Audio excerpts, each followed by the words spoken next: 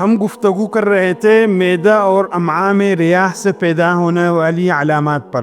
تو آج ہم گفتگو کریں گے کھانے پینے میں آپ استعمال کر سکتے ہیں. بیف آپ استعمال کر سکتے ہیں، جتنے ٹکے کباب وغیرہ ہو گئے یہ آپ استعمال کر سکتے ہیں.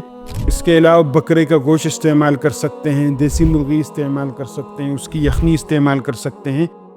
اور اس میں البتہ مثالیں جو آپ استعمال کریں گے وہ جو مثالیں ہم بتا رہے ہیں تو یہی مثالیں آپ استعمال کریں گے تو اور افاقہ آپ کو اچھا ہوگا. لونگ، دارچینی، جاوتری، بادیان خطائی، اجوائن دیسی، تیز پتہ، رائی باریک والی، لہسن کا استعمال آپ کریں تو انشاءاللہ کچھ ہی دنوں میں آپ کی طبیعت میں افاقہ شروع ہو جائے گا اور جو سمٹم آپ کو ہیں وہ بالکل ختم ہو جائیں گے.